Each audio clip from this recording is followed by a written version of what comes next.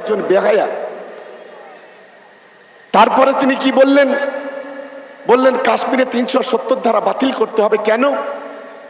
বলো কাশ্মীরে যদি ৩৭০ ধারা বাতিল করা যায়, তাহলে কাশ্মীরে যে সুন্দরী সুন্দরী মহিলা আছে, সে হিন্দু হতে পারে, মুসলমান হতে পারে, খ্রিস্টান হতে পারে, আদিবাসী হতে পারে, সারা ভারতবর্ষের হিন্দু মুসলমানরা ওই সুন্দরী সুন্দরী মেয়েগুলোকে বিয়ে করতে পারবে।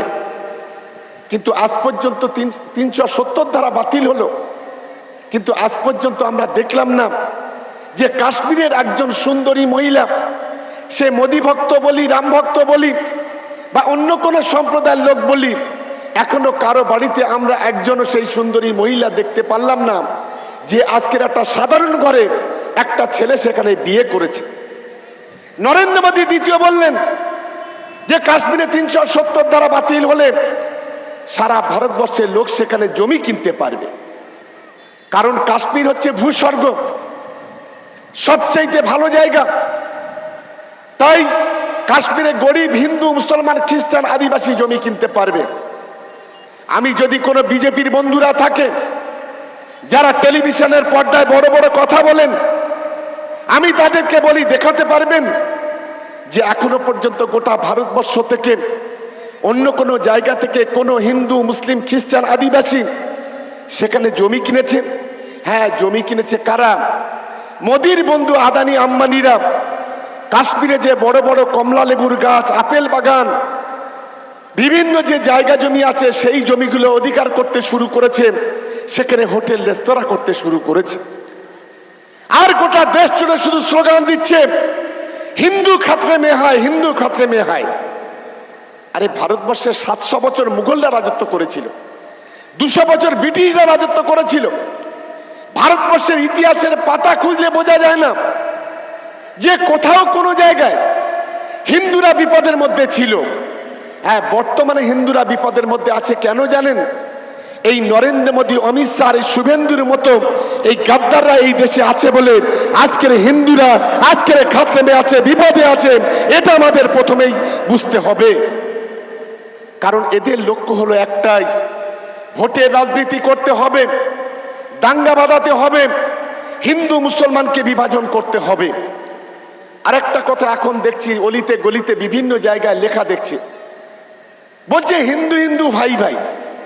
আমি বলছি খুব ভালো কথা, আমরা বলছি হিন্দু মুসলমানরা ভাই ভাই, আপনারা বলছেন হিন্দু হিন্দু ভাই ভাই। আমি ধন্যবাদ জানাবো সেদিন বিজেপি, আরএসএস, বজরং দল, বিশ্ব হিন্দু পরিষদ আর ওদের নেতা নরেন্দ্র মোদী, অমিত শাহের। ভারতবর্ষের শুধু 4টে হিন্দু ভাইদের মধ্যে 4টে বর্ণ নয়, ব্রাহ্মণ, বৈশ্য, শূদ্র আর ক্ষত্রিয়, এই 4টে বর্ণ নয়, 6500 কাস্ট আছে। আপনি দেশের প্রধানমন্ত্রী, আপনি দেশের স্বরাষ্ট্রমন্ত্রী অমিত শাহ, একটা কাজ করুন, এই 6500 কাস্টটাকে আপনারা মিলেমিশে একাকার করে দিন। ব্রাহ্মণের মেয়েরা শূদ্র ছেলেরা বিয়ে করতে পারবে, শূদ্রের মেয়েরা বৈশ্য ছেলেকে বিয়ে করতে পারবে, ব্রাহ্মণের ছেলেরা ক্ষত্রিয়ের মেয়েকে বিয়ে করতে পারবে।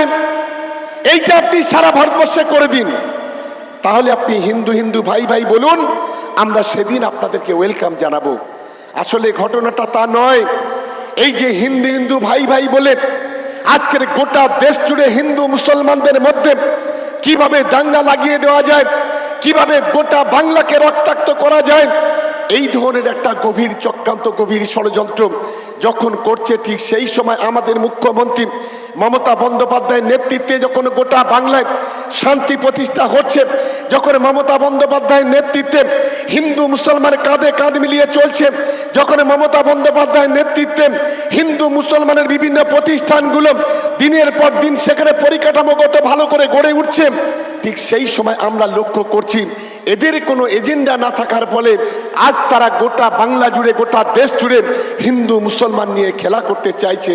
আমাদের লড়াইটা হচ্ছে সেই জায়গায়।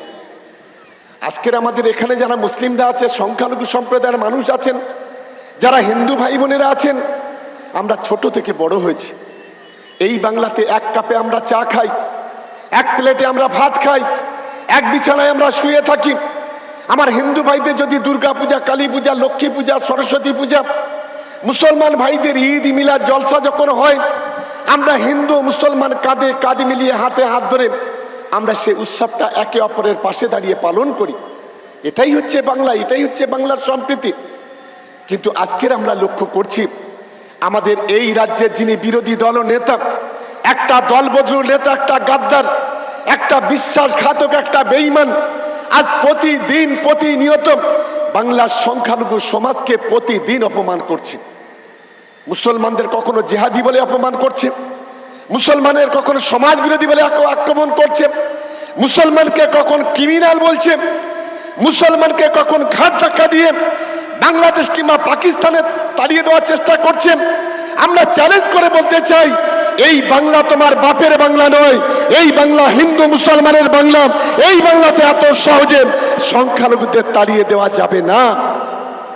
আর বিশেষ করে একটা মাতৃতুল্য মহিলা আমাদের দিদি মমতা বন্দ্যোপাধ্যায়, যে ছিল বলে আজকে শুভেন্দু অধিকারী কোথায় ছিলেন? ওই কাঠির বাজারে তো মাছ বিক্রি করতে, পচা মাছ বিক্রি করতে আজকে শুভেন্দু অধিকারী হয়েছে আজকের মমতা বন্দ্যোপাধ্যায়ের আঁচলের তলা থেকে।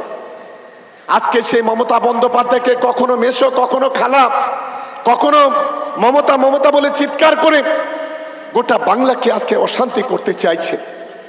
আমি একজন সংখ্যালঘু পরিবারের সদস্য হিসেবে আমি সংখ্যালঘু ভাইদের কাছে অনুরোধ করব যে আগামী দিনে আমাদের শপথ নিতে হবে, এই বাংলায় দিদি ছাড়া কোনো বিকল্প নেই।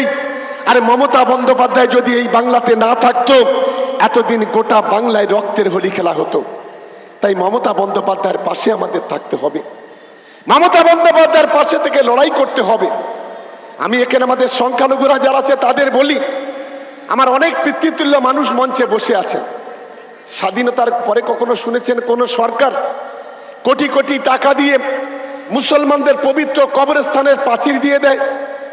স্বাধীনতার পরে কখনো শুনেছেন যে কোন সরকার কোটি কোটি টাকা দিয়ে ঈদগাহর জন্য, বিভিন্ন মসজিদের জন্য কোটি কোটি টাকা ব্যয় করেন? স্বাধীনতার পরে কখনো শুনেছেন বিভিন্ন ঈদগাহগুলোকে, মাজারগুলোকে বিউটিফিকেশন করে দেয় কোন সরকার? আজকে মমতা বন্দ্যোপাধ্যায়ের নেতৃত্বে আজ গোটা বাংলা জুড়ে আজকে সংখ্যালঘু মুসলমানদের তাদের পাশে দাঁড়িয়ে এই উন্নয়নটা করছে। অন্যদিকে কিছু লোক আছেন যারা মমতা বন্দ্যোপাধ্যায়কে বলে সংখ্যালঘুদের তোষণ করছে। তাদের বলি যে মমতা বন্দ্যোপাধ্যায় শুধু মুসলমানদের জন্য করছে না।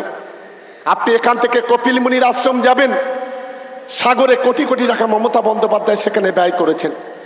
এখান থেকে জয়রামপুর মন্দিরে, বিষ্ণুপুরে যাবেন, মমতা বন্দ্যোপাধ্যায় কোটি কোটি টাকা ব্যয় করে মন্দিরের বিউটিফিকেশন করেছেন। বড় কাছারি বাবার মন্দিরে যাবেন, তারকেশ্বরে যাবেন, স্কাইওয়াক চালু করেছে। দক্ষিণেশ্বর কালীবাড়ি মন্দিরে যাবেন, কোটি কোটি টাকা সেখানে ব্যয় করেছে। কালীঘাটের মন্দিরে যাবেন, কোটি কোটি টাকা সেখানে ব্যয় করেছেন। মমতা বন্দ্যোপাধ্যায় শুধু হিন্দু মুসলমান নয়, গোটা বাংলার হিন্দু মুসলমান খ্রিস্টান আদিবাসী সমস্ত ধর্মের মানুষের পাশে দাঁড়িয়ে আজ মমতা বন্দ্যোপাধ্যায় সার্বিক উন্নয়নটা এই বাংলার মাটিতে করেছেন। আমার এখানে অনেক মানুষ বসে আছে, আজকে বুকে হাত দিয়ে বলুন তো, এই যে হিন্দু হিন্দু ভাই ভাই বলছে, আমার যদি কোনো হিন্দু ভাই বোনেরা এখানে থাকেন, সারা ভারতবর্ষে হিন্দুদের জন্য কোন স্কিম এনেছে এই সরকার? বলুন না। 100 টাকা দিয়ে পেট্রোল কিনছে, কই হিন্দু ভাইদের জন্য ওটাকে কমিয়ে 30 টাকা তো করে দেয়নি। পেট্রোল 150 টাকা দাম, কই হিন্দু ভাইদের জন্য একটা স্কিম এনে বলুক না ওটা হিন্দুদের জন্য 150 টাকা নয়, ওটা 100 টাকা দিয়ে কিনতে পারবে। শুধুমাত্র ধাপ্পাবাজি, শুধুমাত্র চিটিংবাজি, এই কর্মকাণ্ড আজকে গোটা দেশ জুড়ে আজকের ভারতীয় জনতা পার্টি এই কাজটা করছে। আমাদের সজাগ থাকতে হবে, আমাদের সতর্ক থাকতে হবে। আর বিশেষ করে এই দক্ষিণ 24 পরগনা জেলার মাটি, আমরা এই মাটিকে নিয়ে গর্ব করি। এই এলাকার সংখ্যালঘু বলি আর সংখ্যাগুরু বলি, আজকে যেভাবে কাঁধে কাঁধ রেখে হাতে হাত রেখে 2011 সাল থেকে শুরু করে 2014 সাল, 2016 সাল, 2019 সাল, 2021 সাল, 2024 সাল, এই নির্বাচনগুলোতে যেভাবে কাঁধে কাঁধ রেখে লড়াই করে 31টা সিটের মধ্যে